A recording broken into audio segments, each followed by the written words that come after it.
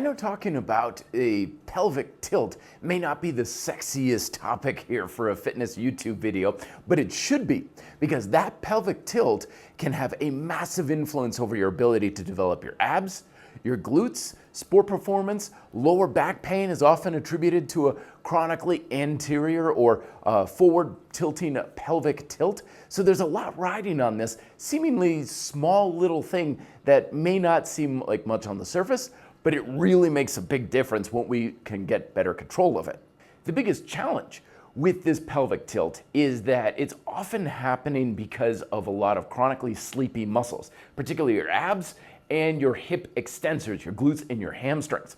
And these muscles usually, for a lot of folks, are just out to lunch. We don't have a lot of tension control of them. So as a result, we have tight hip flexors because we're sitting so much. We have tight lower back, and this results in the dreaded lower cross syndrome, where we have that pelvic tilt going forward, pinches the lower back, and it results in a lot of that discomfort, poor sport performance, and inability to develop those glutes, hamstrings, and abdominals.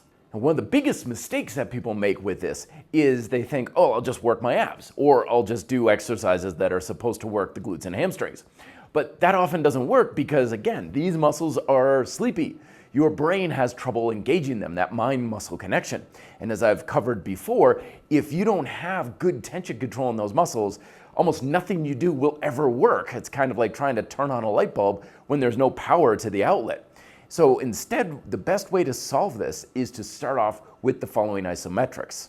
Now, the first isometric for the abdominals to create a bit more of that posterior pelvic tilt is the classic dead bug. So we lay down on the floor, feet are up. You can have your knees about shoulder width or close together. Press your forearms into your thighs. Now, the trick here is to focus on tilting the pelvis by driving the knees up towards your face. You're gonna place resistance against your legs with your forearms, but you're not necessarily trying to push your forearms in as you are pulling upwards to engage all of the abdominals. Don't try to isolate or anything. If you get it more in the hip flexors, that's perfectly fine. And just holding for about 5 to 10 seconds at a stretch. And then the second exercise is not only just for your hip extensors, like your hamstrings and glutes, but it's also really good for the shoulders as well, because some of that pelvic tilt is slightly altered by your scapular control to some degree. So hands are down back, just like so. Shoulders roll down and back, and we lift and hold. This is also a really good litmus test to check if you habitually have an anterior pelvic tilt, because you shouldn't really feel this so much in the lower back. A lot of the mistakes that people often make when it comes to that lower back pain is assuming, oh, my lower back is weak, and they do exercises trying to work their lower back. That's not what you want to do. You want to actually get everything above and below the lower back working, so the lower back doesn't have to do very much, because actually there's not a whole lot of muscle in the lower back to work.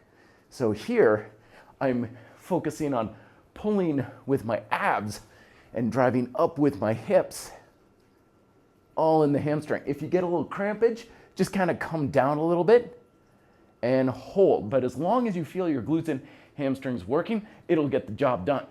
These isometrics will help to engage and get those muscles working to effectively pull the pelvis up with the abs, pushing it forward or kind of scooching it underneath with the hip extensors.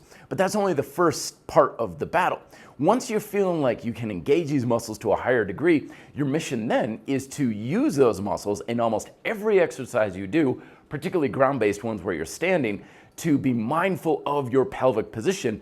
If you're habitually keeping it in an anterior pelvic tilt, now you're kind of scooching and creating a slight, it's gonna feel like a posterior pelvic tilt, but it's actually gonna be neutral.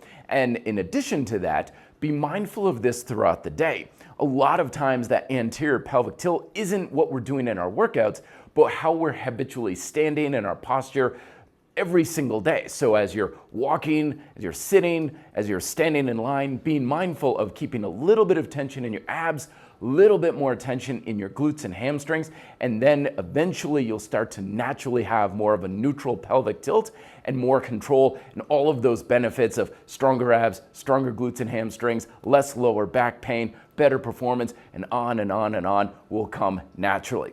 All right, let me know if you have questions down below. Thanks very much for watching. Be fit and live free.